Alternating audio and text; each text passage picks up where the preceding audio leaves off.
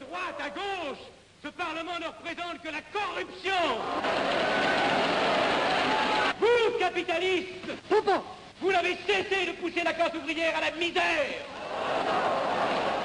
Et vous, communistes, vous avez cessé d'exploiter cette misère voulue par les capitalistes.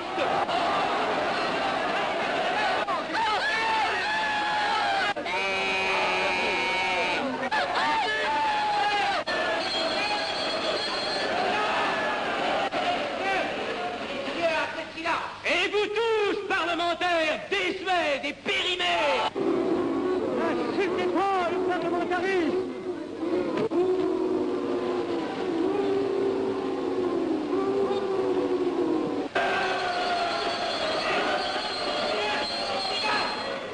Est-ce que je vais lever la séance? Continuez, monsieur Axel. Messieurs, je n'ai plus rien à dire.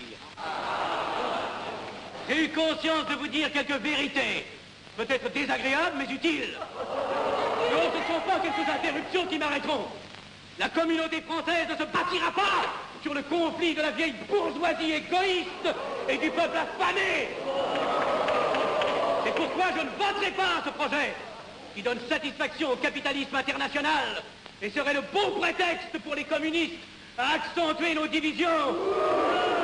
Je ne le voterai pas. Je serai sans doute le seul à ne pas le voter, car il semble que par une étrange aberration, la Chambre tout entière soit prête comme toujours à trahir l'intérêt français au bénéfice de certains intérêts internationaux très particuliers.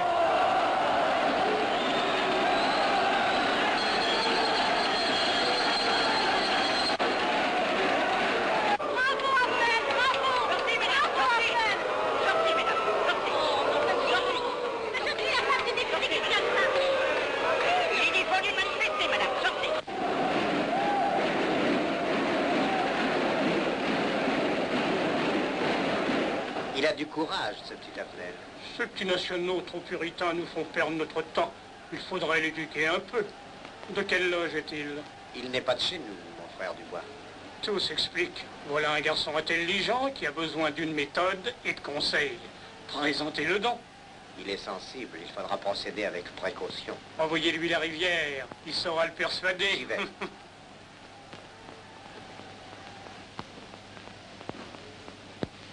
Mon cher vénérable, nous avons un service à vous demander.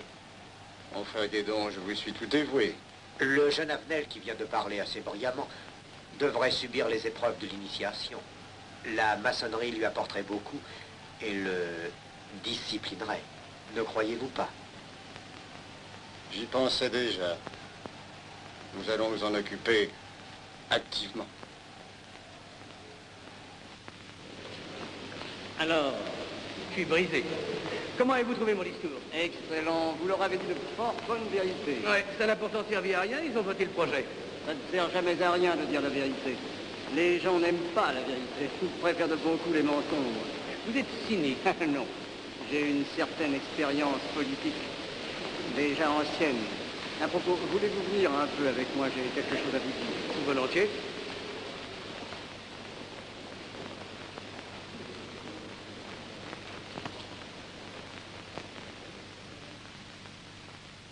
Oui, voyons, je voulais vous dire, si nous reprenions notre conversation sur la franc-maçonnerie, vous m'aviez dit l'autre jour que vous étiez curieux de connaître cette association. Ah oui, on en dit tantôt du bien, tantôt du mal. Je vous avoue que je n'aime pas beaucoup les sociétés secrètes. Ah, pardon. La franc-maçonnerie n'est pas une société secrète. C'est une société discrète. Pourquoi éprouves-tu tant de répugnance à me voir entrer dans la franc-maçonnerie? Cette association me semble suspecte. Il ne doit y avoir que des arrivistes là-dedans. Non, voyons, nous sommes peut-être aussi des braves gens, animés d'un idéal sincère. Le texte qu'ils m'ont donné est rempli de bonnes idées. Tu me diras que ce n'est qu'un programme affiché à l'entrée, mais il me paraît loyal. Tu es un honnête homme, mon chéri. Mais tu as un grand défaut. Ah, et lequel? Tu ne vois jamais le mal. Tu imagines que les autres sont bons comme toi-même. C'est pourquoi tu as toujours des déceptions. N'importe, je suis décidé à tenter cette expérience. Alors fais-la. Je souhaite me tromper. Quand vas-tu te présenter chez tes gens? Mercredi. Déjà.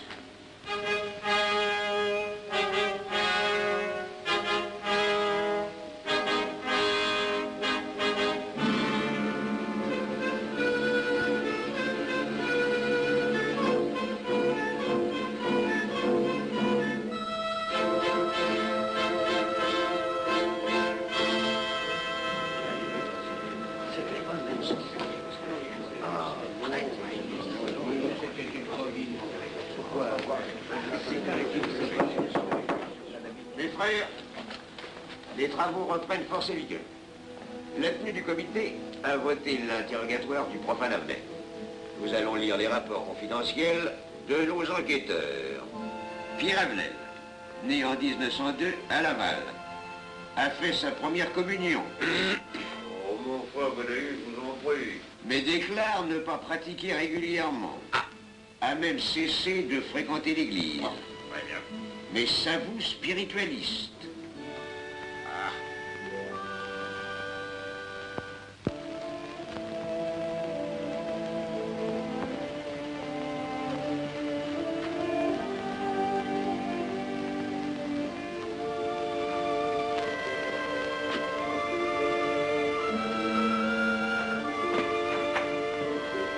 Monsieur, voulez-vous aussi? Permettez-moi de vous barrer les genoux. Mes frères, le profane Avenel, qui nous est recommandé par notre frère Gainsbourg, vice-président de la Chambre, est député. Cela ne nous impressionne pas. Nous devons surtout examiner ce qu'il pourra apporter à la franc-maçonnerie. Il nous faut des gens qui servent notre ordre et contribuent à sa puissance. Pour l'instant, il paraît afficher des idées nationales un peu trop absolues. Mais enfin, je voudrais vous prévenir d'une chose. Comme il est de notre intérêt de tenir en main un grand nombre de parlementaires, il vaudrait peut-être mieux ne pas lui poser des questions qui pourraient le choquer. On nous le signale comme assez sensible sur les questions spirituelles ou religieuses. Quand il aura travaillé quelque temps parmi nous, il aura évolué.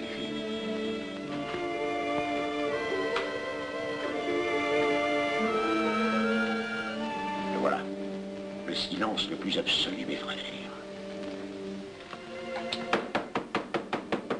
Qui frappe ainsi régulièrement à la porte du temple? C'est un profane qui demande à être interrogé, vénérable maître.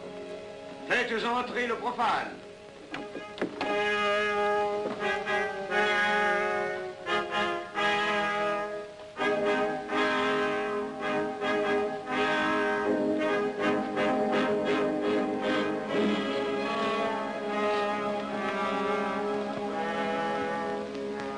Monsieur,